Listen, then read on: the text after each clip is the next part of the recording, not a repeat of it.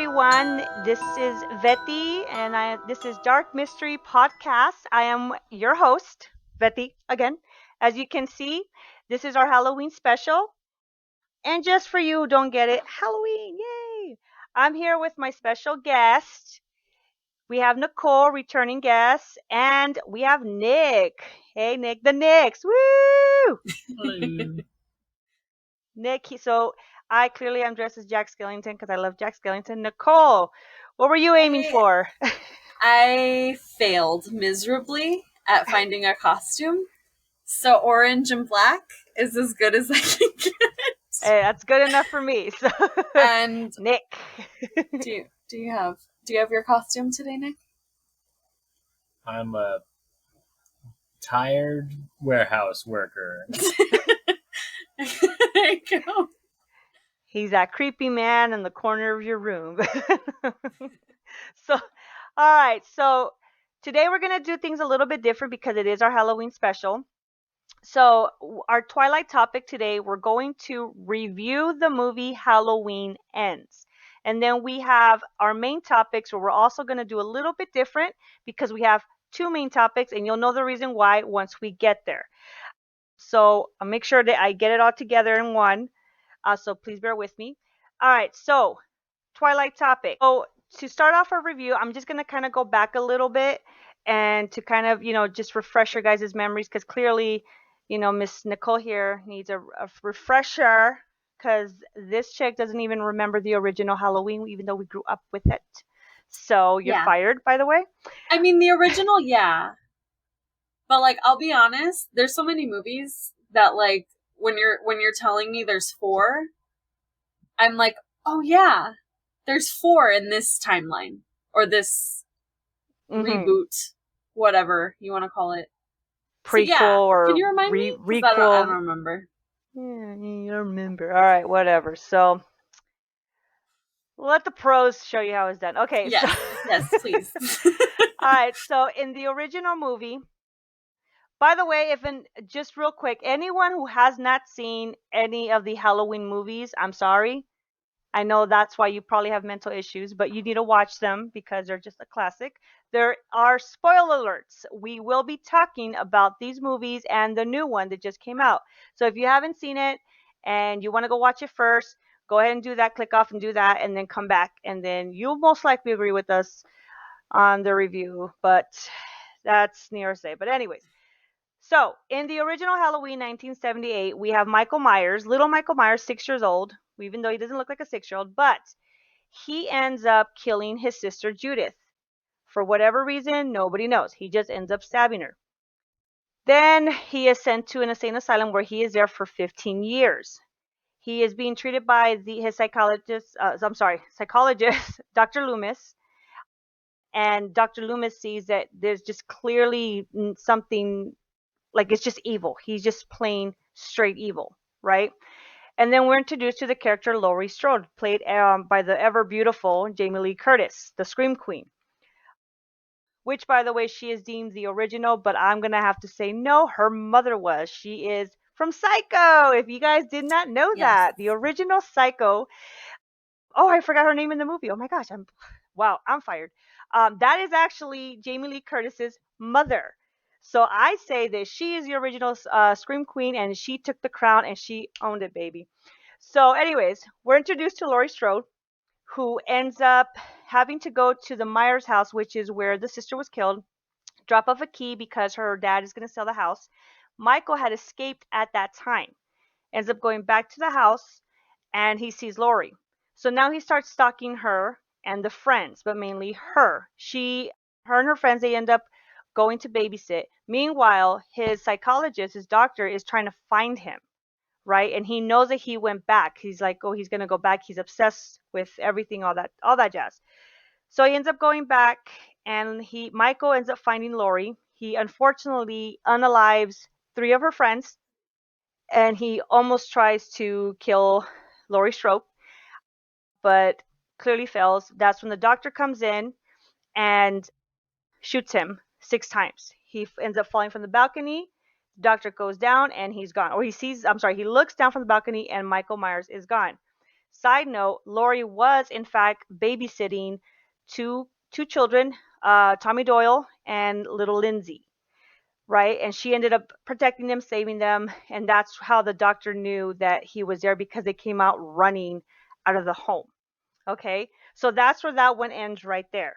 Then 2018, that one picks up 40 years later. Michael was actually caught, and he's been in the insane asylum for all this time. Lori has clearly mental issues about this. She has a daughter who was taken away at her age of 12, and the daughter grows up. She has her own daughter. Lori and her granddaughter are very close, but obviously Lori and her daughter aren't that close. Michael ends up escaping again, and he just wreaks havoc into the town, which is still Haddonfield. He wreaks havoc. He kills a bunch of people. Lori's home, where she lived, turns out to actually be a trap. She ends up trapping Michael there, her daughter, and her granddaughter. And I'm just giving a really quick review, really quick. The fast See, version this of it. one I remember. Yeah. Yes, I because remember we want to this go one. see it, Yes. so you need to remember. Yes. Yes. Yes. He ends up getting trapped. The house is set on fire. They end up escaping, the girls. And they're leaving in a truck, mind you. Part 3 comes out. It begins where they're leaving in the truck. Firemen come. They are trying to put the house down. It turns out Michael escapes, of course, as usual, and he kills everybody there, like the firemen and stuff. He wreaks havoc again in the town, but this time we have Tommy Doyle and little Lindsay, the nurse from the original movie who helped the doctor in the beginning. She's there too, and they celebrate every year that they had survived Michael, because the nurse was in fact attacked by Michael, and they celebrate and whatever. Lori is taken to the hospital because she is seriously injured from the previous movie, and Tommy Doyle, they all just end up going crazy, and they are trying to hunt Michael down, and they pretty much almost had him, but Michael is Michael. He's a badass. He ends up defeating everybody, and he ends up getting lost, or not getting lost, but he ends up, disappearing again. So then we pick up at Halloween Ends. Okay, so it was Halloween, and then Halloween Kills, and now we are on Halloween Ends. And this is the main spoiler to you guys, because this is where we get to our reviews. So, take it away. What do you think? Or should we tell them what happens first, or would you rather just talk about it? I guess we could talk about what happens. I will say my prediction for the film was totally wrong. I did not. I mean, it wasn't totally wrong. It was half wrong. Yes. Because I honestly thought this was the end for Jamie. I thought this was the last time we were going to see Laurie Strode. Well, I mean, technically, I guess it is, or so they're saying this is it. But I really genuinely thought they were going to kill each other. I thought this was the end for both of them. And it ended up just being the end for Michael. But I don't know. I feel like he's going to come back, because he always comes back. Maybe the entity within him will... I mean, that's kind of the whole point of this movie, too, was they were trying to allude to the fact that whatever was in him could go into someone else, which was Corey. Was that his name? I don't even know, to be honest. I just was so... I feel like Laurie was barely in the movie, and she was just kind of complaining the whole time. And they kind of tried to do her justice at the end, where she's still kind of a badass, but I'm like, she came in so hot and so strong in the first 2 reboots that I mean, maybe they were trying to allude to her overcoming it and kind of coming to terms with it, and that's why she was kind of calming down, and that's why she was less of a badass in this movie. But she just kind of was complaining and upset, and not what I wanted her to go out with a bang. I mean, I don't know. I'm conflicted. She kind of went out with a bang, but not really. I don't know. What are your thoughts? Well, I'm actually more curious of what Nick's thoughts are. Yeah, what do you think? What did you think was going to happen? Yes. Say it, girlfriend. I didn't know, what to expect, honestly. I thought one or both of them were going to die, and that happened, so... So, not disappointed there, then? No, I just think making I don't know. I didn't personally care too much for the movie or the ending. Okay. It did seem they tried a little bit to throw nods to the other movies that I guess are not part of that timeline, but at the same time, it just came across as weird. Like what nods? Like the supernatural him, like oh he's an entity and he went into the other kid and now the other kid wants to kill her. It was odd to me. What did you think of Corey? I didn't like that whole entire. And it was the whole entire movie too. So that's what Yeah.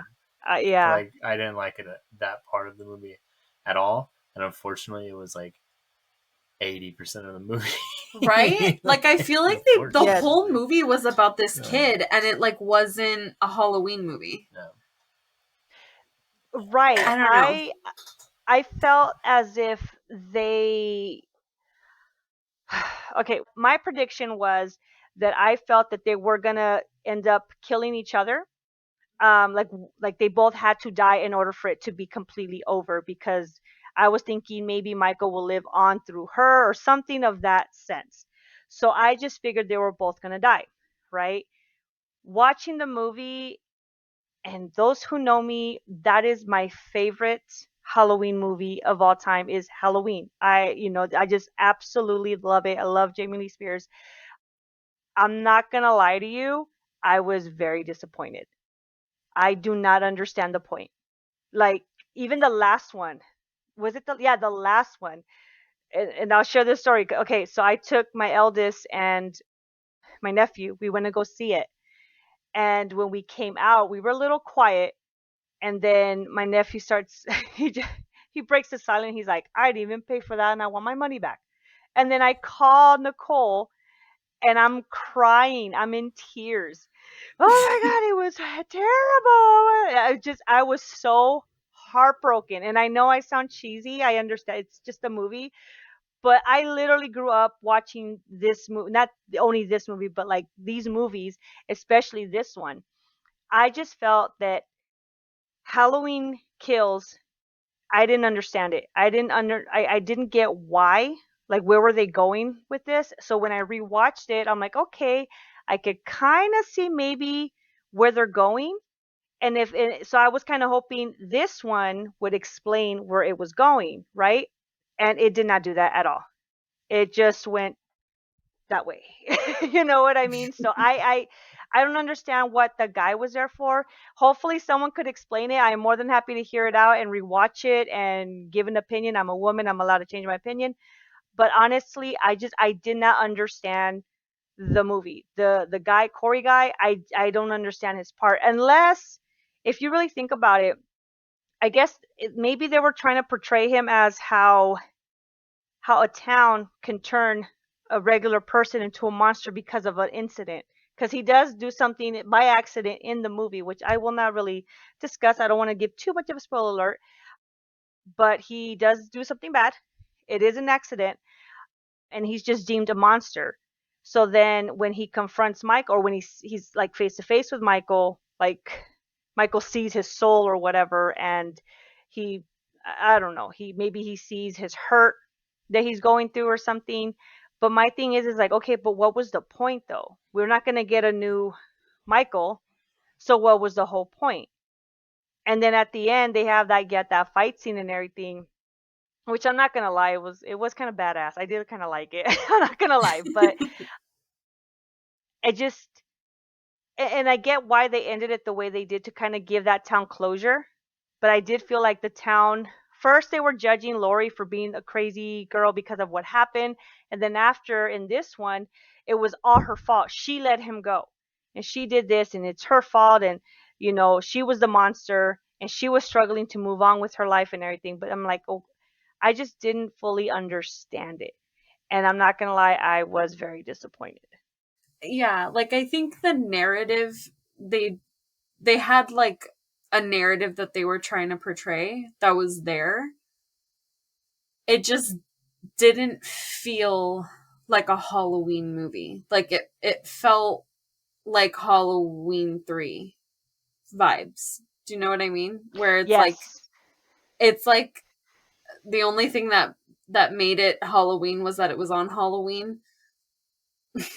You know what I mean?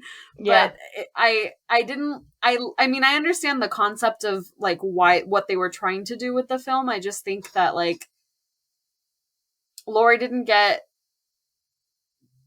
I just feel like it could have been she could have been so much more of a hard ass, because that's how they made her look in the reboot, the 2018. She was gonna hunt him down, and in this Yeah. Well, she movie, was like that at the end. at That's the what I'm end, saying. That was like two different movies. It was like up until that last end part of the movie was like a different movie. Like we got a whole different character from her, and then all of a sudden when she wants to fight him, she's all of a sudden she's a badass again. And then Michael Myers having a henchman is just yeah, weird. henchman is kind of the best It's way to weird. describe That- him. exactly. No, like he's like an elderly man with a wet nurse that helps him kill people. It's really weird. It was really weird. No, like I'm why sorry, is that's awesome. I Michael love Myers? Why would Jason need a minion? No, I mean, I guess he was weak. Is that what they were trying to say? That he was like I getting get that, old but or why something? would he had this dude in his? Why would he show him? It's Michael Myers. He's like supposed to be the epitome of evil. Why did he show this dude mercy? I guess because of what Yvette was saying, because like they turned him into a monster, so he like. But then that doesn't make sense anyways, because people didn't. Supposedly, the whole reason why Michael was bad was because he has an entity in him. So it's not even like a sympathetic, empathetic thing But where what it's they like, made oh, it we're seem going through the was same as if thing. he transferred something to him. Like that whole scene Yeah. of him choking him, staring him in the face, that they made it. But then he allude to, like, fucking was dies transferring. anyways. Yeah. Yeah. So like, what's the And yeah? for what? It was It's pointless. just It was like pointless. the whole movie was just why. The Why? whole movie was filler until they both fought. That was it. Yeah. Yeah. Like the whole movie was. Yeah. filler. And fuck those kids in that movie. They were fucking Oh, yeah. assholes. They were awful. I hated those kids. Fuck them And kids.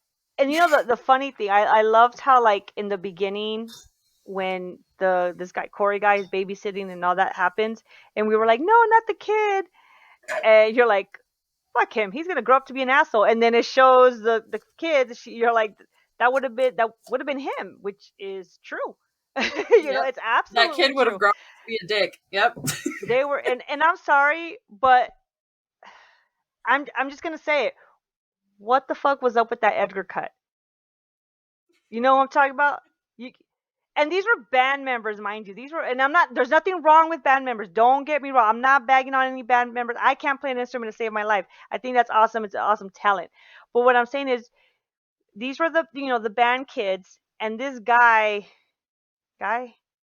this kid, like had this Edgar cut. And I'm Yeah. sure, I'm gonna hear it when I go to work. Like, what are you talking about Edgar cut? It's like, but it's like, dude, bro, you know what I'm talking about. That I think that to me was more entertaining. Like, why, like, why do you have an Edgar cut? You're white. Like, why do you have it? But I will say this though. I do feel really bad for bashing the movie because I absolutely love the movie. But I will say this, and I know there's a 0 chance that Jamie Lee Curtis will see this podcast. I understand that. But if ever she does, which I know she won't, but if she ever does, I just want to say, Jamie Lee Curtis, thank you for being there literally my entire life. I grew up with you. And I absolutely love you. And I'm sorry that I'm bashing these movies. I'm really sorry. But I am still very happy to at least have seen what have became of Laurie Strode at the end, even though I'm not satisfied with it. But I think you still did an amazing job because you are the queen. And, I am happy that you redid this. It literally, when I saw the previews to the 2018 Halloween, I was just excited. My little girl came out like, oh my god! I was so excited. I was excited for the other one, even though I was literally in tears at the end of the movie. And I really was disappointed. And I was debating whether I should watch this new one or not. But I was like, no, I have to watch it. I have to stick to it because regardless, I'm going to support my girl, Jamie Lee Curtis. because I absolutely love her and she's just amazing and she is the best fucking Laurie Strode ever. Nobody else can ever like replace her. And maybe, I don't know, maybe that was the point they were trying to give, is that nobody can replace the original actors or the characters. Kind of like Indiana Jones, how no one really can replace Harrison Ford to play Indiana Jones because that's his part, or like Han Solo, like those are, he was meant for that. Jamie Lee Yeah. Curtis was meant for that. So I will say this, I appreciate that aspect. I'm very happy on that note, but in regards to the movie, I do not recommend it. Unfortunately, I hate saying that. I feel so bad saying that, but I personally do not recommend it. If you do watch it, hopefully you guys have a different opinion. Maybe comment in the comment down in the comments below. Maybe you guys see something that we don't. You know, Nick, Mr. Oogie Boogie, or Mr. Boogeyman in the corner. Would you recommend, or what would you rate this movie at a scale from 1 to 10, 10 being the greatest? I give it like a 2. Fair enough. I mean, To that's pretty Nicole? low. I would give it like a 5. Just because that opening scene, I was like, damn, that kid got fucked Yeah. up, and that was pretty good. The way Like, he I didn't bounced, I was expect like, that. oh Lord. Yeah. Like, So there was like ooh. some things in there. I mean, I'm not a huge like body horror fan. I wouldn't say I'm not a fan of it. It just kind of depends on if it's tasteful or not. Like if it's Mm, just bloody for the sake of being bloody and it like doesn't look cool. I guess that's a mhm. bad way to say cool, but it was done pretty well where you were just kind of like holy shit, and it like made Yeah. you feel really uncomfortable for a moment. So for that I give Yes. it a 5. Well, like I said, it felt like a whole nother movie. Like you could have taken away Michael Myers. You could have had the whole kid's Corey, whatever his name is. Could have had that whole story be a whole movie. This Mhm. whole development of this kid turning into a serial killer because of what happened to him in this random town. It didn't even need to be a Halloween movie. That's why I gave it a 2, because I'm rating it as a Halloween movie, and it wasn't. I mean, That's a it's not very wrong. I'm excellent just point. saying, It was a movie that had Michael Myers in it. yeah. You know what I mean? That's what I feel like it is. It didn't Yeah. feel like a Halloween movie. Which is true. That's actually a very, very good point, Nick. It just felt like what was the purpose of Corey being there? You know what I mean? Like I don't get it. I seriously don't get it. I would rate it. I'll give him a B for effort. Because I have to agree with Nicole. It the beginning scene, like it was like whoa. I mean, it's gonna happen, but when it happens, you're like, oh, like it does make you feel like, oh shoot, like what the fuck happened. And the ending scene, I thought that just the way it looked, it was pretty cool. I'll admit that. But I'm gonna have to give it a 4, Okay. because that's partially because I love Jamie Lee Curtis and I love the Halloween franchise. But honestly, I was disappointed. Not as disappointed as I was in the last one. I think because I was already emotionally prepared. Because I was literally in tears, you guys. Like I was like, oh no, oh, it's horrible. And then I called my sister. I'm like, Denise, like boogers coming out. I'm driving too, by the way. And I wasn't on my phone, but I'm like, it's just horrible. Don't waste your money. I was so disappointed in the last one, but I was excited when I saw that they were going to bring Tommy Doyle and Little Lindsay and oh gosh, I forgot the other one's name, and the nurse too. I was excited for that, but it just, like, I got hyped up and I was like, like when you cook your favorite Kyle meal. Kyle Richards was the little girl. Yes, yes, the original little girl. I have to like go back and watch because I'm like a huge Beverly Hills Housewives. Like I'm just like me and my mom.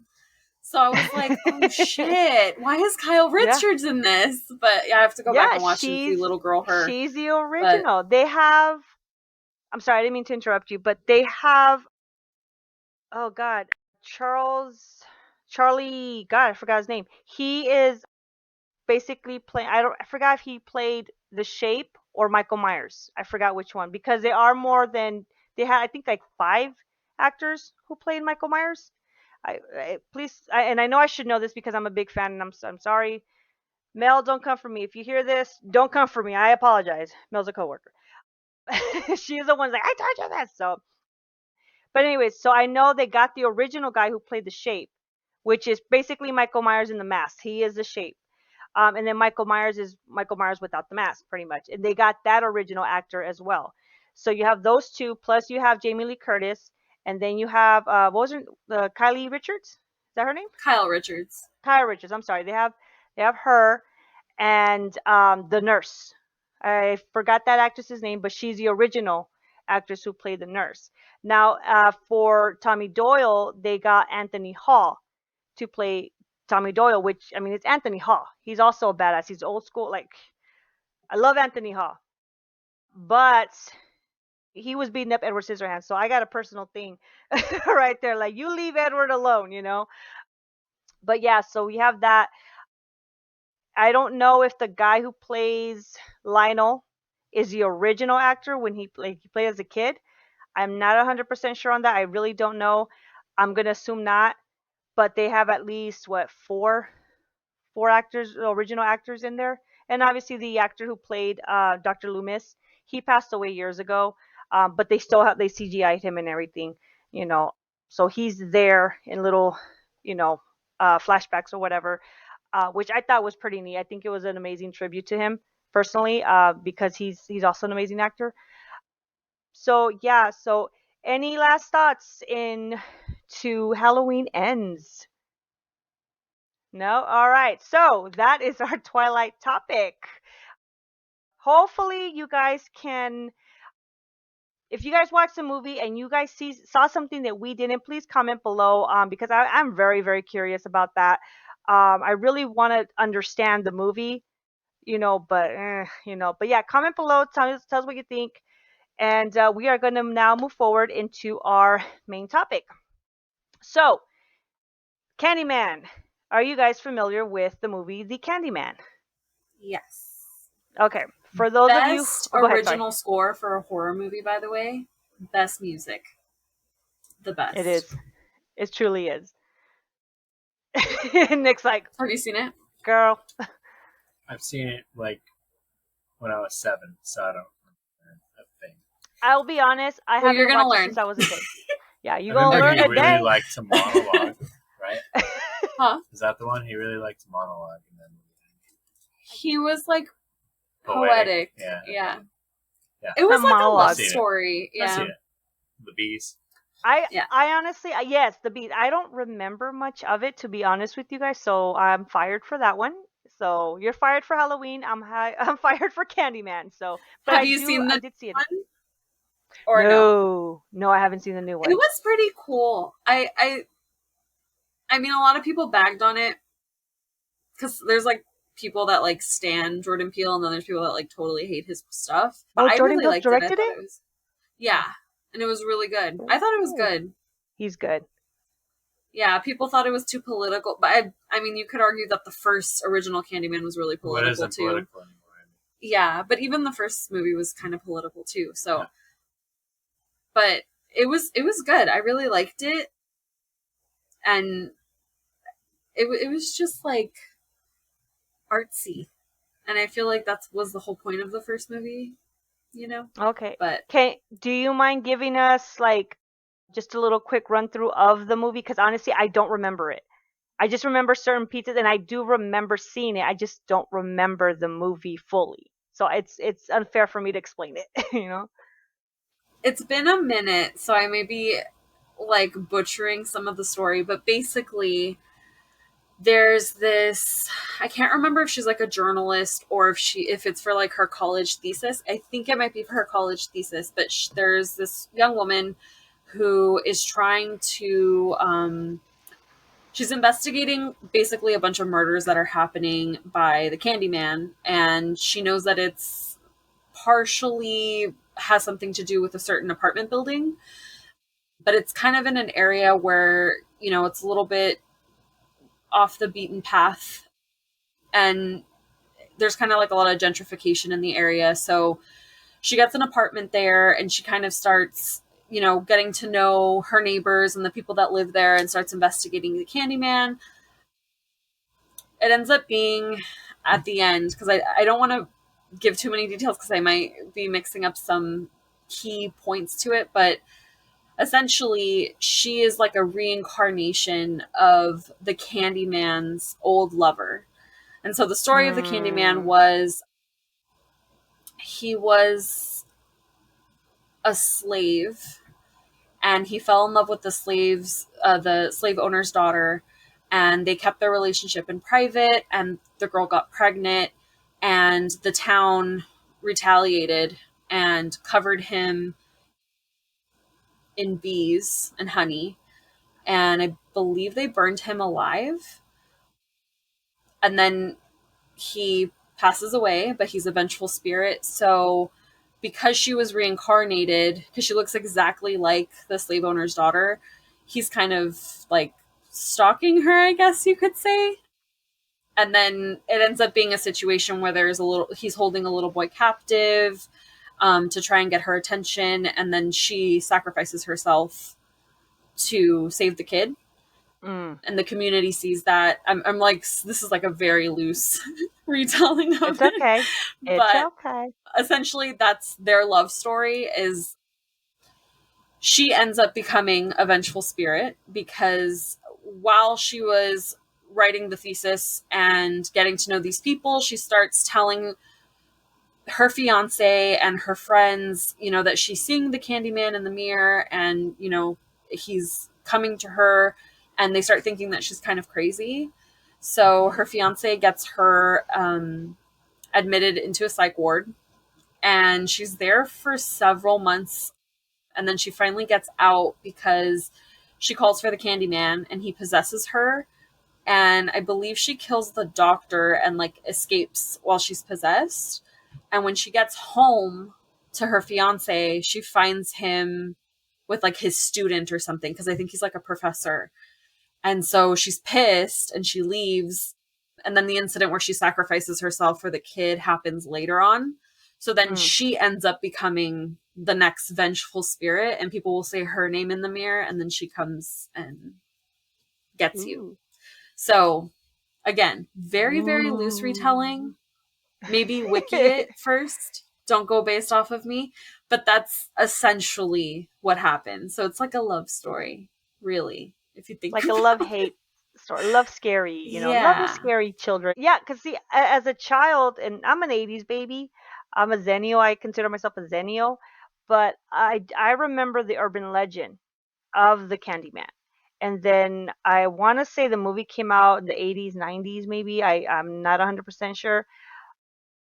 But I just remembered it scared the shit out of me. Like that one, Bloody Mary, all those urban legends. But basically, for those of you who don't know, the legend or the urban legend of the Candyman is, I believe you go into the bathroom, just like Bloody Mary, and you summon him. You say his name like 5 times, I believe it is, on the mirror. 3 times or something, yeah. 3 times, or I don't know, 3, 5 times. Just say it. Turn the lights off, and I don't remember if when you turn it back on he appears, or when you turn it off he appears and he allegedly kills you. So that is the legend and the movie of Candyman. If you guys have not watched it, or if you're like me and Mr. Nick here have not watched it since we were babies or little children that can't remember, rewatch it, and I guarantee you will not be as disappointed as we were with the Halloween movies. So Candyman is not just an urban legend, it's an actual person, and not just one, but 2. And I think from when I was doing my research, there's actually more out there, that more men, they are called the Candyman. But today we will be talking about just 2 cases.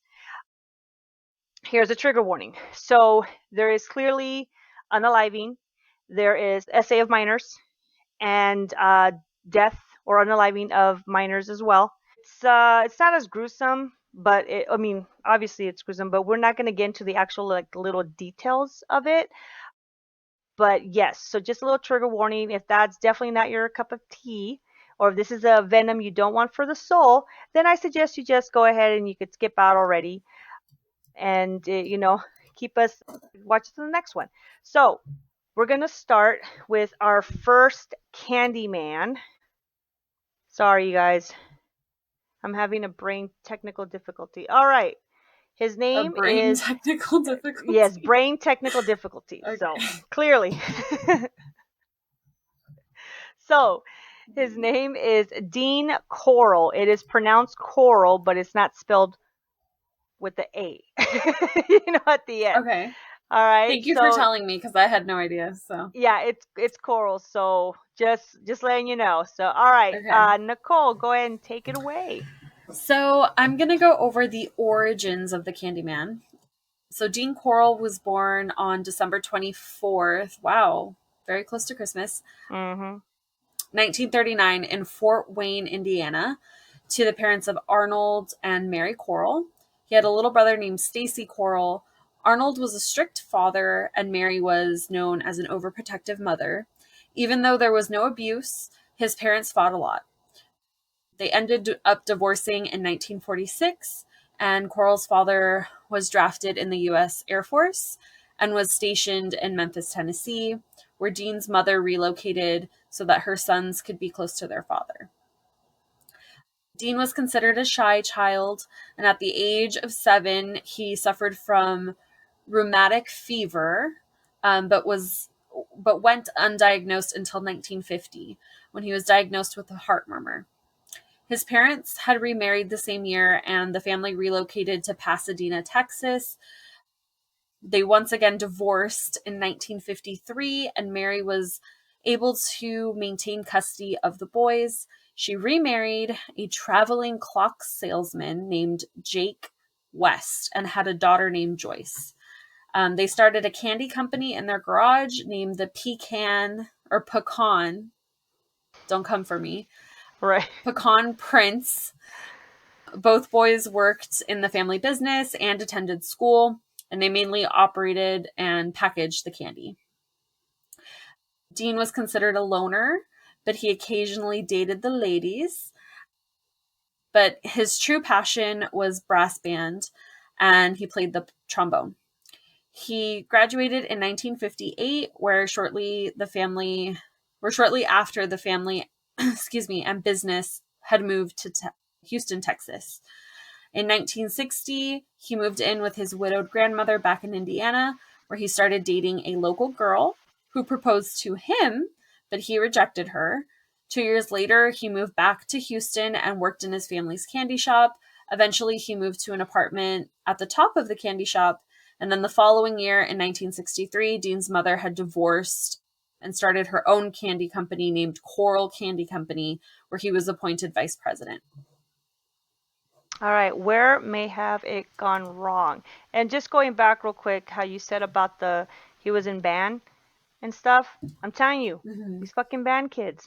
Halloween, those damn band kids. I'm telling you, man. I guess so. I mean, I should shut up because some of my students, like, they're in band. They're like, what's up? They're like, I mean, I'm gonna kick my. you don't need to make butt enemies. kicked. You don't need to Yeah, make right? those I'm band kids your sorry. enemies. I love the band kids. No, seriously, they're not that I'm bagging anything. They're actually really cool kids. I'm not even gonna lie to you, but just saying. All right, so where it may have gone wrong.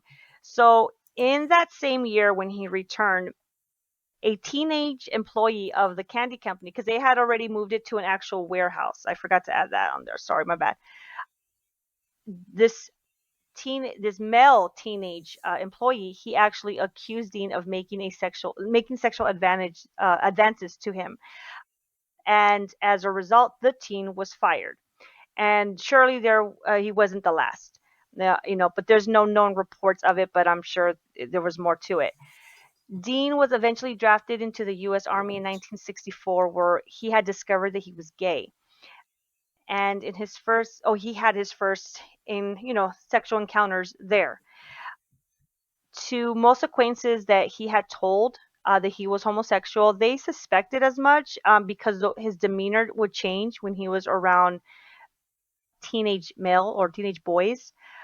So they kind of figured, and they found it very alarming, to be honest, because he's already grown at this time, mind you. He's like in his 20s by now. and that he really did hate the military, but he was given an honorable discharge in 1965, and he had returned home to work as the vice president of the candy company. Later on that same year, the company had moved to Houston Heights, and it was across an elementary school. Dean was known to give free candy to the local kids there, especially the teenage boys, earning him the name the Candyman or the Pied Piper.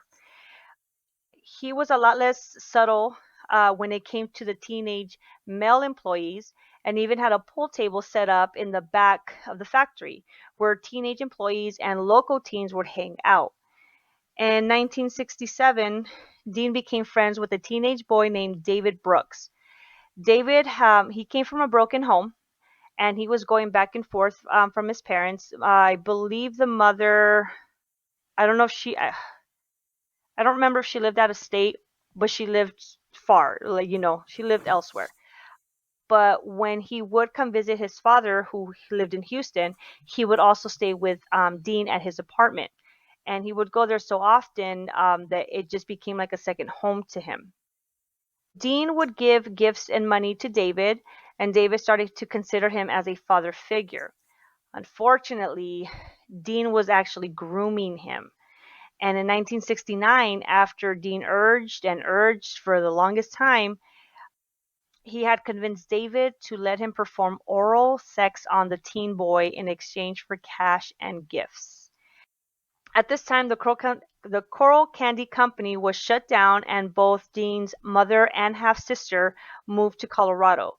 Even though they spoke on the phone often, they never saw him alive again. We don't know what happened to the brother. Unfortunately, I did not find that information, but his brother was still somewhere out there.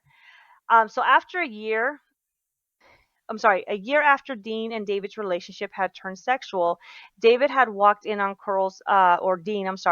Dean sexually assaulting two teenage boys.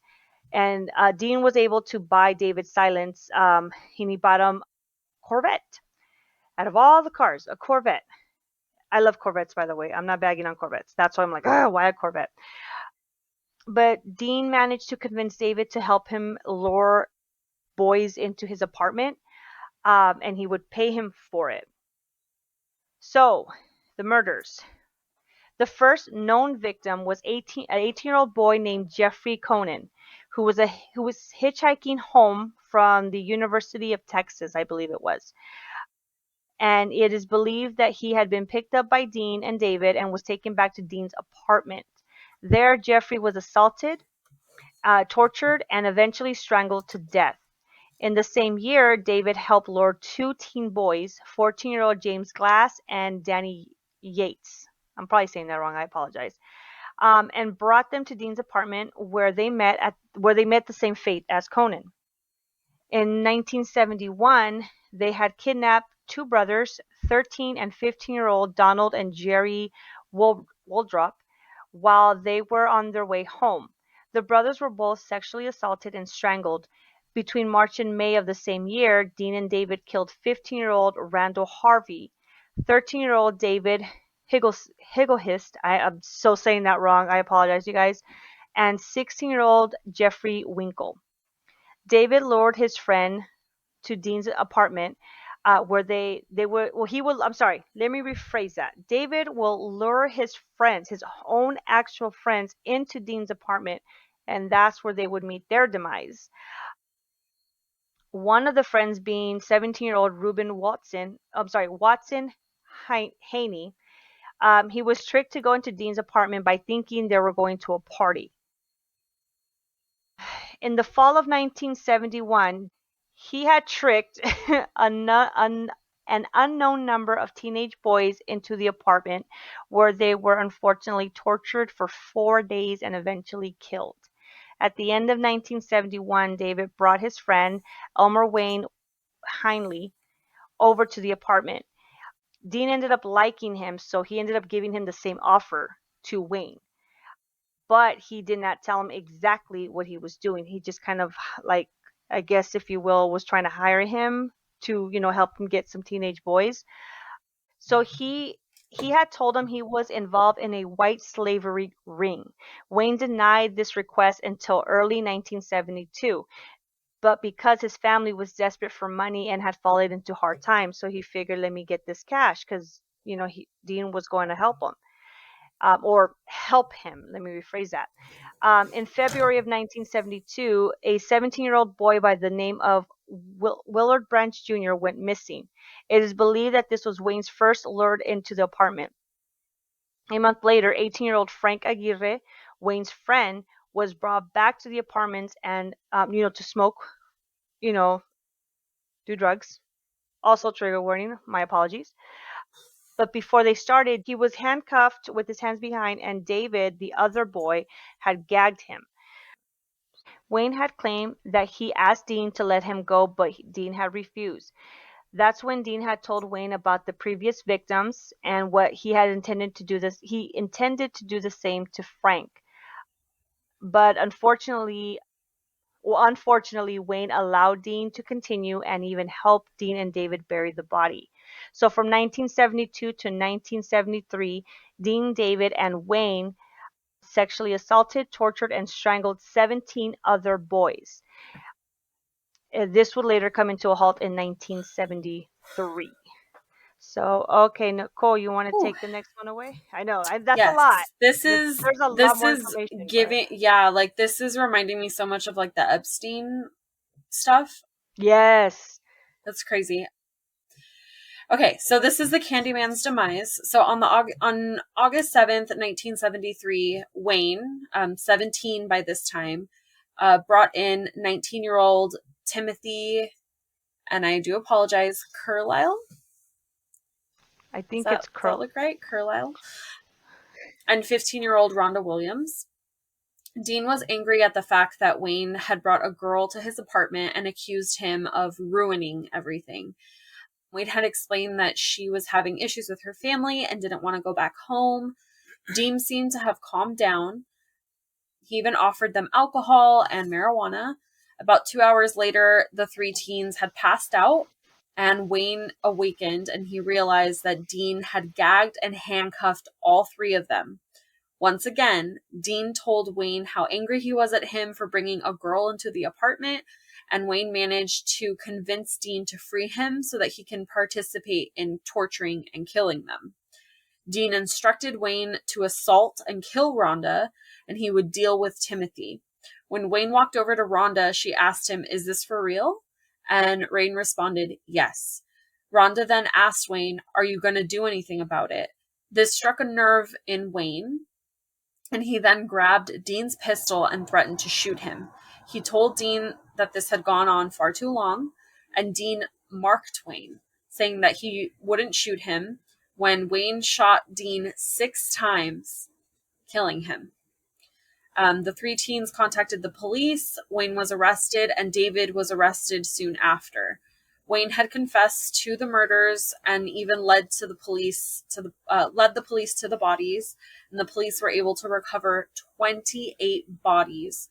Both boys were tied separately from each other.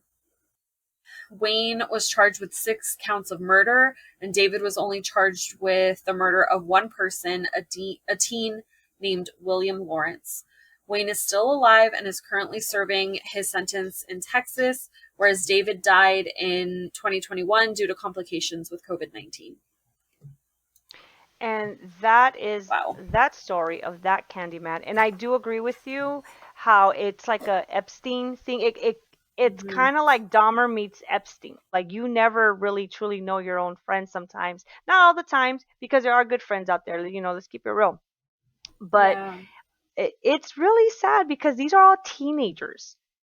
And every time it comes up when just death of a person, especially in this type of fashion, it's heartbreaking.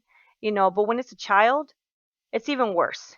And then when there's SA, it's like, oh my god, like I my heart goes out to them and their families too. And a little fact that I unfortunately did not add to this: Dean would actually force these boys, because he kept them for a long time. He didn't just do it right then and there within the hour. He kept them for days doing this stuff to them.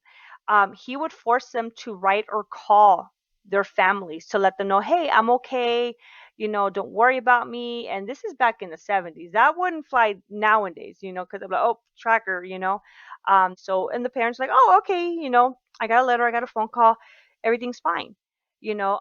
So that's the thing, that it's very, very heartbroken. I mean, oh my gosh, I just can't, Nick, what are your thoughts?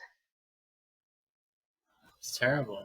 I Yeah. mean, you can't even imagine. Yeah, 28 people and that they found. It's nuts. yeah. Just the ones they It's found, crazy. right? Yeah. That's And that's so, and keep in mind, Dean was killed, so he was never actually convicted of these crimes. But because the boys did confess to it, they obviously know that he did it. So they only found, and they only knew about the ones they were involved in. Not Lord before them. knows. Yeah. Exactly. Or just certain ones that they don't know about. Because yeah, technically the boys did end up moving in with him, but there was a time where they weren't living with them, so it kind of raises the question of like, what what else are we How, what? missing? And obviously, Yeah.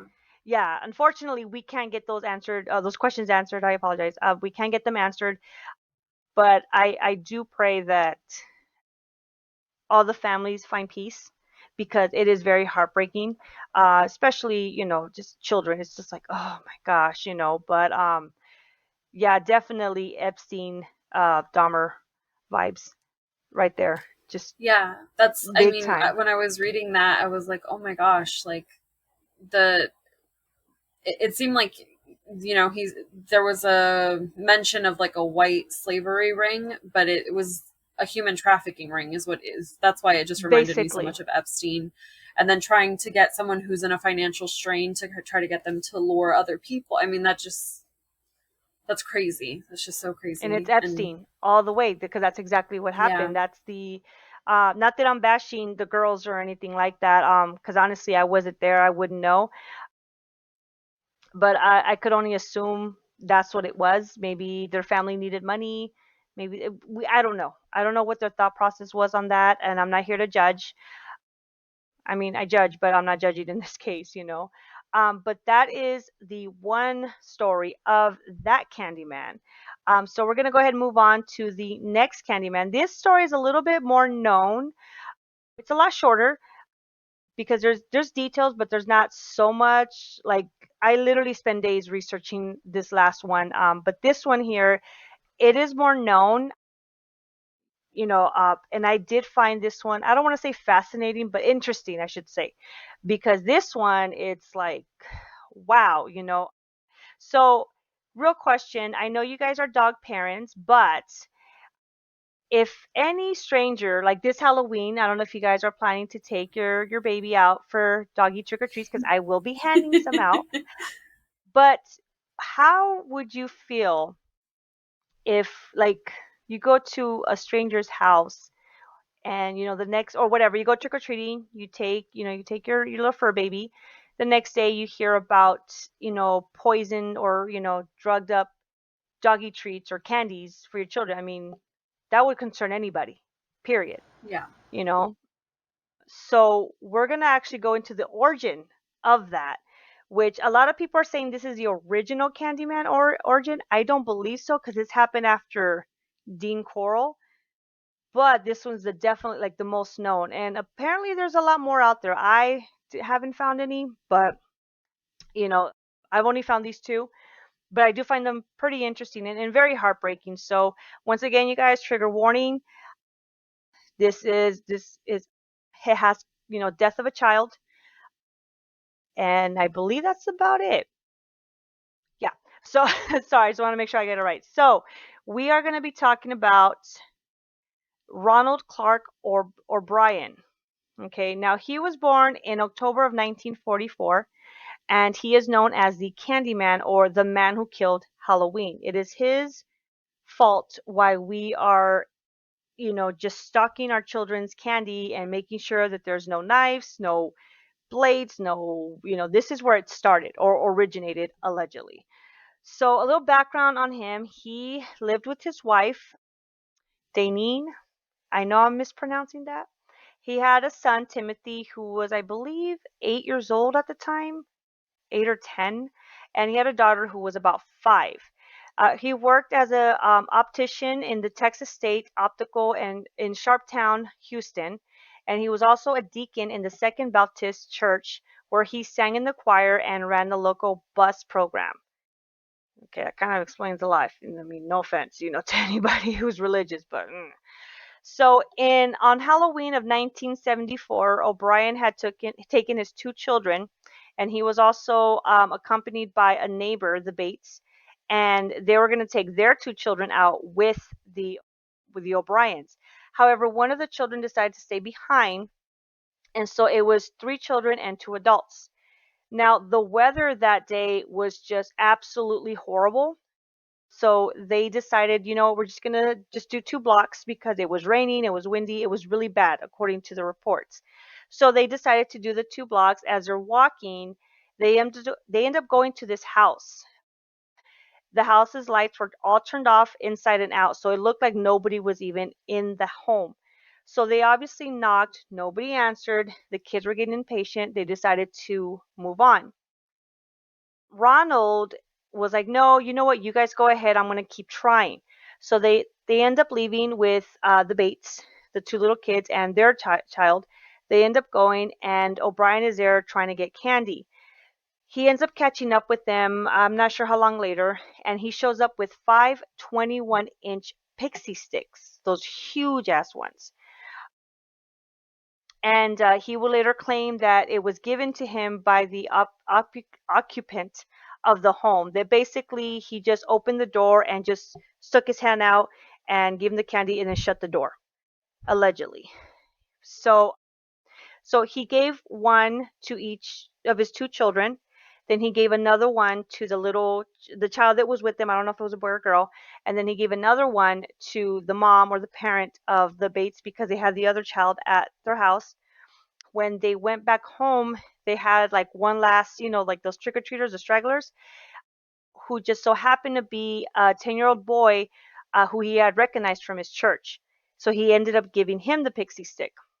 So before bed, the kids, they were about to go and they wanted to have some candy. And Ronald told them that they could only have one.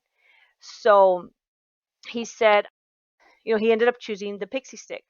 Now, he had a very hard time opening the pixie stick because you guys know, I'm sure you guys are familiar with the giant pixie sticks. It's like I don't say Plastic. rubber, but yeah, like a plastic and stuff. And you guys know that it's heated, like it's sealed with heat. Well, this one, it was stapled closed, which was very weird. So Timothy had a very hard time opening the pixie stick. So, Ronald came and he helped him loosen and stuff. So they were able to get it open. O'Brien ended up helping him getting the powder loosed up because it was a little stiff. And so Timothy, he took a big whop, and after tasting it, he complained about a like bitter taste to it. So O'Brien decided to give him some Kool-Aid so that way he could wash up the taste. Immediately after that, Timothy started complaining about his stomach hurting. And then he ran to the restroom and he began vomiting and convulsing, or Convulsing. yes, thank you. I'm so sorry. So then Brian later claimed that he had held Timothy while he was vomiting and that Timothy just went limp all around. So he called the ambulance. They ended up showing up.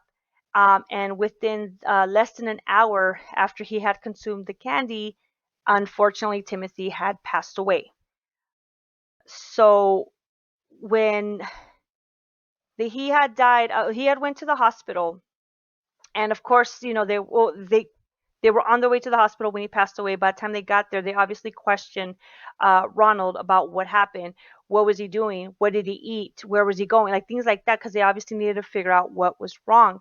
So he told them he had this pixie stick, the sugar. So they tested it. And of course, the community was they were in fear. Understandable. So numerous parents in the Deer Park and the surrounding areas, they had turned in their children's candy to the police because they were feared that it was laced with poison, because it turned out he was poisoned by the pixie stick. So there was poison in there. Sorry, I forgot to bring that up earlier. They did not suspect O'Brien for any wrongdoing until Timothy's autopsy revealed that the pixie stick he had consumed was laced with a fatal dose of potassium cyanide. 4 of the 5 pixie sticks that O'Brien had claimed to receive and were recovered by authorities from the other children, but the parents for the 5th one, because remember there was 5, they were trying to find them because he remembered the child, but he couldn't remember his name. He just knew that he knew him from church, but he didn't know them, you know? Thankfully, they ended up finding him. And mind you, this is, I believe, in the same night. They ended up finding him, and they said that they found him sleeping, on in his bed, and they were looking for the candy, and it turns out he had it in his hand. He was trying to eat it, but he couldn't get it open. So he just ended up giving up and going to bed. So that was just, That saved him right there. yes. So wow, Wow. just wow. All 5 pixie sticks had been opened with the top 2 inches refilled with cyanide powder and resealed with a stapler. And according to a pathologist who had tested the pixie sticks, the candy consumed by Timothy contained enough cyanide to kill 2 adults. And while the other 4 candies contain enough to kill 3 to 4 adults. That's a lot. And this is adults. That's a lot. So O'Brien initially told the police where he remembered, he could not remember which house it was, because mind you, it was nighttime and the storms and everything, so he couldn't really remember where he got the pixie sticks from. So the police became suspicious because O'Brien and his neighbor had only taken their children to homes on 2 streets because it had been raining. Their suspicions increased after learning that none of the homes they visited had given out pixie sticks. After walking the neighborhood with the police 3 times, O'Brien led them to the home where no one had answered the door. O'Brien claimed that he had went back there before catching up with the group. He said the owner of the home did not turn on the lights, but did crack the door open to hand the pixie sticks. He claimed to have only seen a man's arm, which he described as hairy. The home was owned by a man named Courtney Melvin. Melvin was an air traffic controller at William P. Hobby Airport, and he did not get home from work until 11 p.m. on Halloween night. So the police had ruled him out as a suspect, and over 200 people confirmed that he had been at work. So he was clearly not whoever it was that gave him the pixie sticks. So as the investigation progressed, the police learned that Ronald was over $100,000 in debt, and he had a history of being unable to hold a job in the 10 years preceding to the crime. O'Brien had held 21 jobs in the past 10 years of this time. And you're Oh my talking gosh. the 60s to the 70s. So at the time of his arrest, he was suspected of theft at his job of Texas State Optical and was close to being fired. His car was about to be repossessed, and he defaulted on several bank loans, and the family home had been foreclosed on. Police discovered that O'Brien had taken out life insurance policy on his children in the months preceding Timothy's death. In January of 1974, he had taken out $10,000, which is equivalent to $54,000 nowadays. I'm sorry, $1,000 nowadays, of policies in both his children. And 1 month before Timothy's death, O'Brien took an additional $20,000 of a policy on both children, despite the objection of his life insurance agency. In the days preceding Timothy's death, O'Brien had taken out yet another $20,000 policy on each child. The various policy totaled to $60,000, so not even the same amount for the debt that he was in. O'Brien's wife maintained that she did not know about the insurance policy that were placed on her children's lives. And the police had also learned that the morning after Timothy's death, O'Brien had called his insurance company and inquired about the collection of the policy. And after learning that O'Brien had visited a chemical supply store in Houston to buy cyanide shortly before Halloween in 1974. He left without purchasing anything. After learning the amount available, like you could only purchase 5 pounds of it, which is that's a lot. Yeah. And I think I don't know what he needed For more for. yeah. For That's a I lot. mean, they're little kids too. Exactly. So I guess he wanted to make sure that it was enough, but oh my gosh. that's a lot. That's That's crazy. When you were telling the story at first, I was like, oh, I'd never heard this before. And then as you were going, I was like, oh my gosh, I remember this. yeah. That's insane. Yeah. Because I remember hearing all that, like check your candy, and it's like, like. But now rehearing the story, it's like, oh, you know. But the police said they began to suspect Ronald had laced the candies with poison in an effort to kill his children to collect on their life insurance policies. They believe that he gave the other children poison candy in an effort to cover up his crime. So police repeatedly questioned O'Brien, but he maintained his innocence. So the trial and the Conviction. conviction. Yeah. Sorry. Although they never decided, the police never discovered when or where O'Brien had bought the poison. He was arrested on November 5th, 1974, for the murder of his son. And he was also indicted on 1 count of capital murder and 4 counts of attempted murder. He entered a plea of not guilty on all 5 counts. His trial began on May 5th, 1975. During the trial, a chemist who was acquainted with O'Brien testified that in the summer of '73, O'Brien had contacted him because asking him about cyanide and how much it would be fatal, or how it would be fatal. I apologize. How it would be fatal. So a chemical supply salesman also testified that O'Brien had asked him how to purchase cyanide, and friends and co-workers testified that in the months before Timothy's death, O'Brien showed the unusual interest in cyanide and spoke about how much it would take to kill a person. Suspicious much? And even O'Brien's sister-in-law and brother-in-law testified that on the day that Timothy's funeral, this part pissed me off, he spoke of using the money for Timothy's insurance policy to take a long vacation and buy other items. Father of the year. That's dumbass of the Wow. week, I should say. As well, his wife rejected the claim that Timothy chose the pixie stick, stating that O'Brien had, in fact, forced him to choose the pixie stick. So, in other words, convincing him, if you will. So, O'Brien maintained his innocence.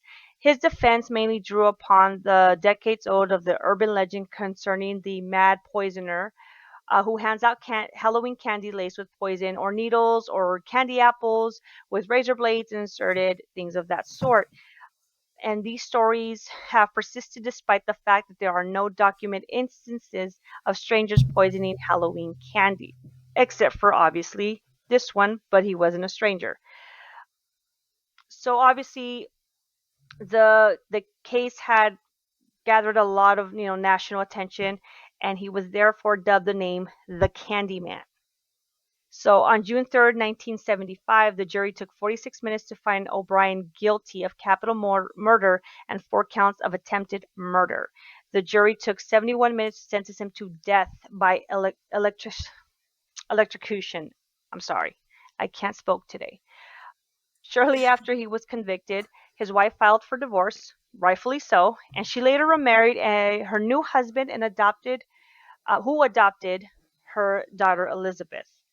So now just the execution.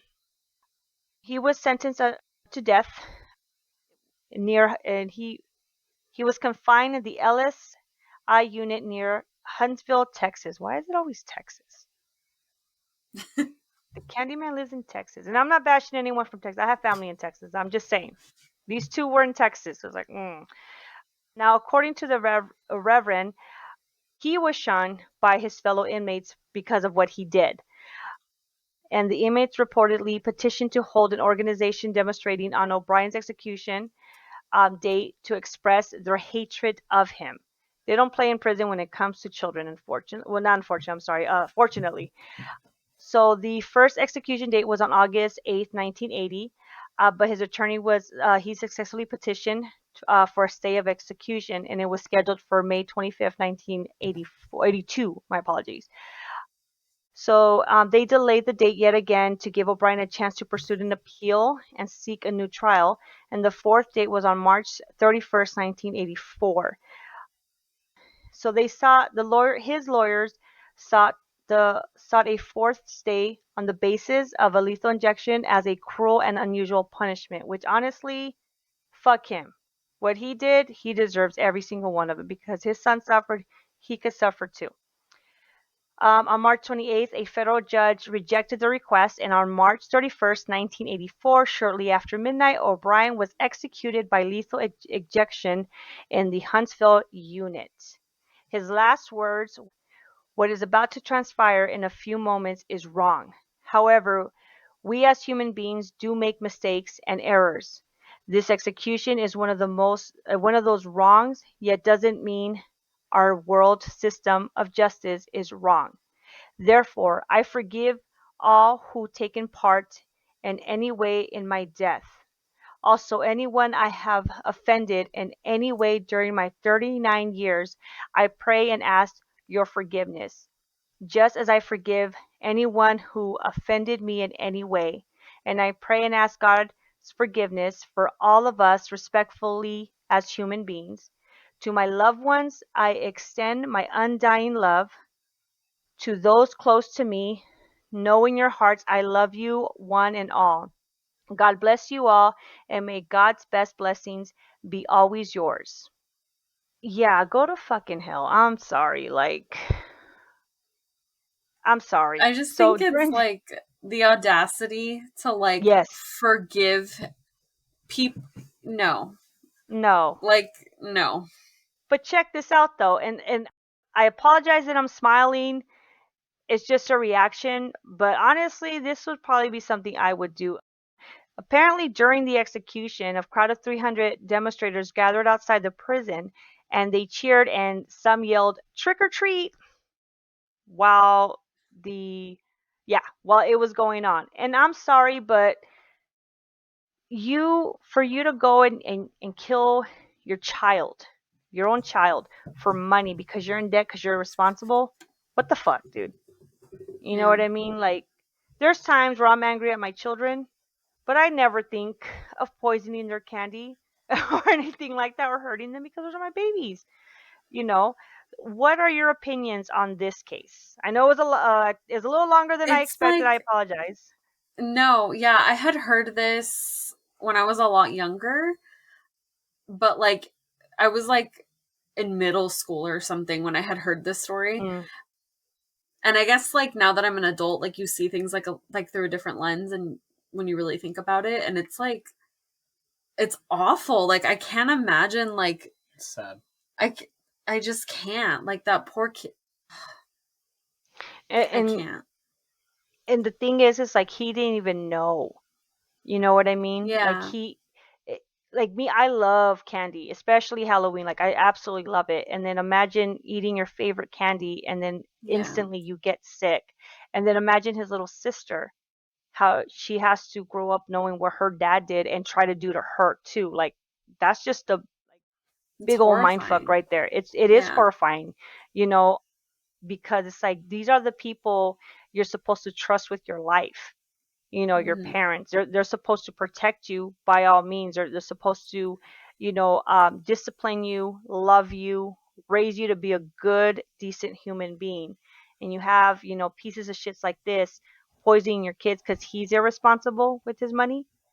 You know what I mean? So it's like I get it. I'm not the most responsible person and whatnot, but at the same time, it's like I'm not that irresponsible. Even if I was, I would never do that. I would rather get three jobs and take care of my business Yeah. because that's what you're supposed to do. And back in the 70s, I'm sure it wasn't that hard, but you got assholes like this who just want to take the easy route. And the sad part is, this is not the only case of something like this where a parent, Yeah. unalives their kid because they want money or they just couldn't handle whatever the case may be. and it's extremely heartbreaking. I apologize. It's heartbreaking, you know.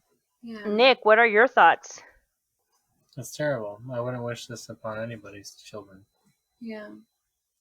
Exactly. It's just so sad. Exactly.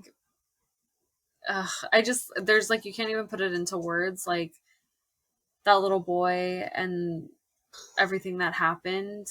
The pain he must Awesome. have Those endured. protesters that were there that were following that case. And I think it's off. Like, his final words are just a true testament to what a piece of shit he was. Oh yeah. Oh yeah, Honestly, big time. like, I just can't even believe he's like, I forgive you. You don't need to forgive anybody. Like, honestly, Nobody like, asked you. Fool, sit your ass he's just a down. piece of shit. Yeah, Exactly. Exactly. It's a slap in the face if you really think about it. Like if if I was his ex-wife, I'd be like, "Fuck you, go fuck yourself, fool." Like, what? Why? Like, and you're gonna sit there yeah, and be like, "Oh, I'm innocent." Is it possible that he's innocent? I don't believe so. Honestly, I really don't believe so, because there's just so much evidence, and I left some stuff out too. But there's just so much evidence that, like, and witnesses and stuff. Like, why would you go around asking for cyanide? Who does that? You know what I yeah. mean? Like, nobody in their right mind. Like, I know if you came up to me like, "Hey, Yvette, so what do you know about cyanide?" I'd be like, "Wait, where's Nick?" You know what I mean? Like, wait a minute, like, and I'm not trying to make funny of it or anything. I'm just saying, like, it would be cause for It's concern. very obvious what he was. Yeah, Oh yeah, oh yeah, big that time. was back then in the 70s. There was no browser history to check, but that was the closest thing. Is why is he having conversations like this, and then his child dies shortly after due to a Right. And he poisoning. had like Yeah, all those life insurance out of his from like his children and stuff. It's like, dude, come on now, come on. You know what you were doing. Don't sit there and act like you're all Mr. High and Mighty. You're not, So he's gone, thank God. The other Candyman is gone. Be gone. Sorry, the other Candyman is gone as well. Thank God. And that would conclude our episode for our little Halloween special. So thank you, the Knicks, for being with me today. I truly appreciate it, and thank you for being patient and everything. We had a lot of well, I had a lot of things going on and stuff, but I appreciate that, and all those who are listening, thank you so much. I truly appreciate that as well. Happy Halloween, everyone. Please be safe out there. Still check your kids' candies just in case, because you never know. And then you eat that and you enjoy it because you deserve it. Hey, let's introduce your baby. That this is is the light of my Abigail. life, the center of my universe, the reason of my existence. My beautiful little Abigail. Aww. Not She's scared. Annabelle, Abigail. Yeah, Abigail. Like the She witch. absolutely loves me. When I go and visit you, she just loves to growl at me. But she is adorable, everyone. She's so cute. She's really, really cute. She's a nervous girl, so she gets scared. Oh, how old is she again? 3. Gonna be 3 Oh, in December. she is so No. beautiful. I absolutely love her. But she's not my biggest fan, so that's okay. It's okay, Abby. She It's doesn't okay. like a whole lot of people, so don't take it personally. Yeah, I know. It's She's okay. shy. A whole lot of people don't like me either, so that's okay. So even Steven. So, but once again, thank you, Abigail, for joining us. Thank you all. So if you guys are watching or hearing on Spotify, I definitely recommend you guys check this on YouTube so you can see the ever beautiful and adorable Abigail. She's such a cutie pie. And now she's gonna be trying to steal that camera from you all the time. Watch. She's like, my turn, my turn. But once again, you guys, thank you so much for listening to this podcast. Happy Halloween, everyone. Thank you, the Knicks, for joining Thank me. you. Happy Halloween, everyone. And I hope to see you guys soon. And remember, if you ever want little doses, a little venom for the soul, come back and check us out. Check out our next episode next week, which, to be honest, I'm not really sure what we're going to talk about. So leave a comment or email at darkmysterypodcast@gmail.com. Let me know what you want to hear next and stuff, and we will definitely hear that out or see it. And probably who knows? Maybe your suggestion might be our next episode. Thank you guys so much. I really love you all and have a great night. Stay safe out there, you guys.